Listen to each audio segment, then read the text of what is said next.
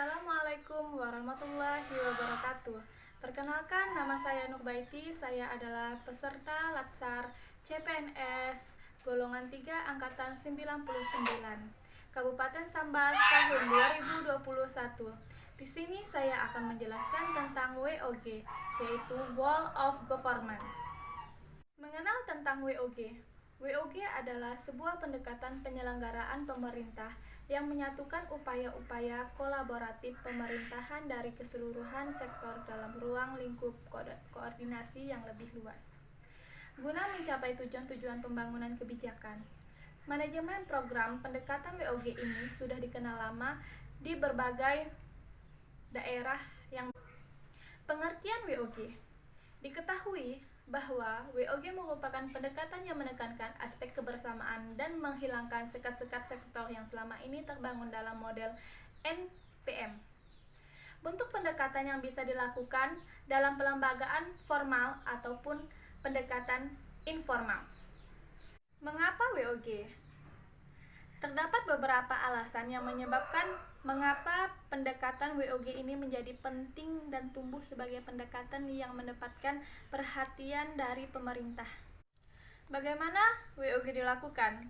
Pendekatan WOG dapat beroperasi dalam tatakan kelembagaan nasional maupun daerah. Pendekatan WOG dapat dilihat dan dibedakan berdasarkan perbedaan kategori hubungan antara kelembagaan yang terlibat. Penerapan WOG dalam pelayanan terintegrasi. Praktek WOG. Terdapat beberapa cara pendekatan WOG yang dapat dilakukan, baik dari sisi penataan institusi formal maupun informal. Cara-cara ini pernah dipraktekkan oleh beberapa negara, termasuk Indonesia dalam level-level tertentu. Yang pertama, penguatan koordinasi antar lembaga. Membentuk lembaga koordinasi khusus.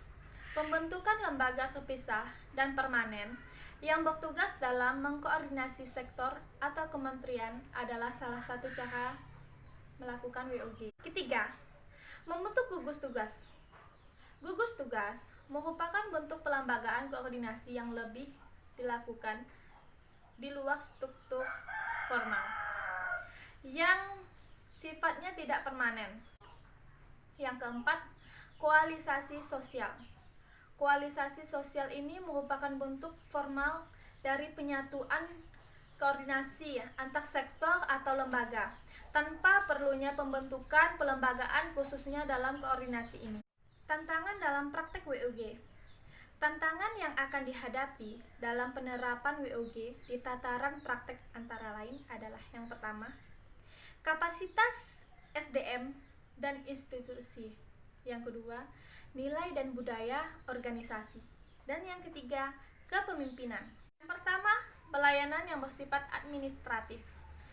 Praktek WOG dalam jenis pelayanan administrasi dapat dilihat dalam praktek-praktek penyatuan penyelenggaraan izin dalam satu pintu seperti PTSP ataupun kantor Samsat. Yang kedua, pelayanan jasa.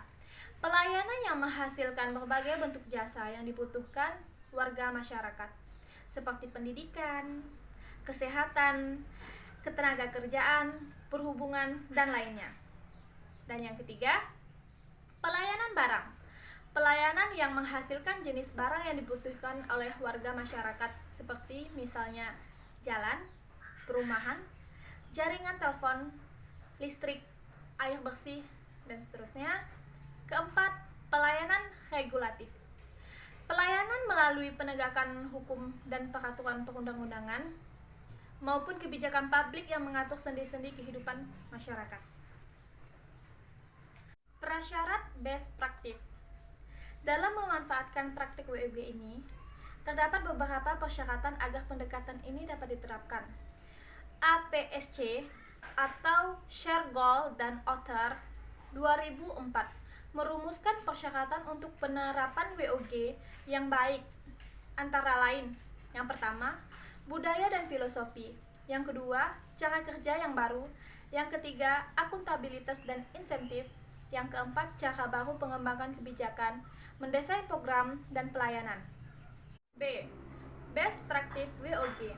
Beberapa negara telah memiliki pengalaman dalam penerapan pendekatan WOG yang berhasil dengan cukup baik. C. E-Government. Di luar perbandingan best practice antara negara di atas, PBB dalam laporan E-Government Survey tahun 2012 meyakini bahwa kapasitas e-government sebuah negara dapat mendukung penerapan WOG. Implementasi WOG dalam perspektif kebijakan di Indonesia. A. Hakikat dasar pelayanan publik. Negara berkewajiban melayani setiap warga negara dan penduduk untuk memenuhi hak dan kebutuhannya. Dasarnya dalam kerangka pelayanan publik yang merupakan amanat Undang-Undang Dasar Negara Republik Indonesia tahun 1945. B. WOG dalam lingkup penyelenggaraan negara. Pada hakikatnya, sistem penyelenggaraan negara merupakan aktivitas dari lembaga eksekutif, legislatif, dan yudikatif atau seluruh lembaga negara dalam rangka mencapai tujuan berbangsa dan bernegara. WOG dalam lingkup penyelenggaraan pemerintah negara. Dalam konteks government yang baik, maka sistem penyelenggaraan pemerintah negara adalah keseluruhan penyelenggaraan kekuasaan pemerintah dengan memanfaatkan dan mendayagunakan kemampuan pemerintah dan segenap aparaturnya dari semua peringkat pemerintah beserta seluruh rakyat di wilayah negara Indonesia. WOG dalam lingkup hubungan antara pemerintah pusat dan daerah serta antar daerah. Mengacu pada ketentuan pasal 18A dan 18B Undang-Undang Dasar 1945. Yang pertama, hubungan wewenang yang pelaksanaannya memperhatikan kekhususan dan keragaman daerah. Yang kedua, hubungan keuangan, pelayanan umum, pemanfaatan sumber daya alam dan sumber daya lainnya yang dilaksanakan secara adil dan selaras berdasarkan undang-undang. Yang ketiga, hubungan dalam hal penguatan pembentukan daerah. Yang pegawai ASN dan pelayanan publik. Berdasarkan pasal 11 Undang-Undang ASN, tugas pegawai ASN adalah sebagai berikut. Yang pertama, melaksanakan kebijakan publik yang dibuat oleh pejabat pembina kepegawaian sesuai dengan ketentuan aparatur undang-undang. Yang kedua, memberikan pelayanan publik yang profesional dan berkualitas. Yang ketiga, mempererat persatuan dan kesatuan negara Republik Indonesia. F. WOG dalam pelayanan publik di lingkup administrasi pemerintahan. Berdasarkan UUAP, administrasi pemerintahan itu sendiri bertujuan untuk pertama, menciptakan tertib penyelenggaraan administrasi pemerintah. Yang kedua, menciptakan kepastian hukum. Yang ketiga, mencegah terjadinya penyalahgunaan wewenang. Yang keempat, menjamin akuntabilitas badan dan atau pejabat pemerintahan. Yang kelima, memberikan perlindungan hukum kepada warga masyarakat dan aparatur pemerintah. Yang keenam, melaksanakan ketentuan perundang-undangan dan menetapkan AUPB. Yang ketujuh, memberi pelayanan yang sebaik-baiknya kepada warga masyarakat. Asas-asas terkait dalam implementasi WOG.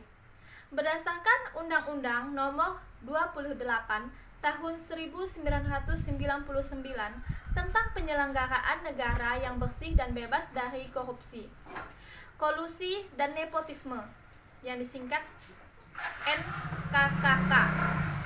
Telah ditetapkan asas-asas umum penyelenggaraan negara yang harus menjadi acuan dalam penyelenggaraan negara dan pemerintahan negara oleh aparatur negara. Yang pertama, asas kepastian hukum. Yang kedua, asas kepentingan umum.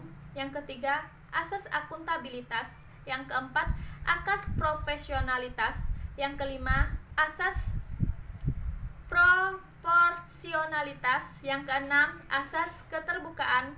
Ketujuh, asas efisien. Dan kedelapan, asas efektivitas. Selanjutnya, dasar kebijakan pelayanan publik. Saat ini, dasar hukum utama praktek penyelenggaraan pelayanan publik di Indonesia adalah Undang-Undang Nomor 25 Tahun 2009 tentang pelayanan publik yang mulai berlaku sejak tanggal 18 Juli 2009. Pegawai ASN yang merupakan unsur aparatur negara berfungsi sebagai pelaksana kebijakan publik. Yang kedua, pelayanan publik. Dan ketiga, perekat dan pemersatu bangsa. WOG dalam lingkup penyelenggaraan pemerintah daerah. Pemerintahan daerah wajib menjamin terselenggaranya pelayanan publik berdasarkan urusan pemerintahan yang menjadi kewenangan daerah.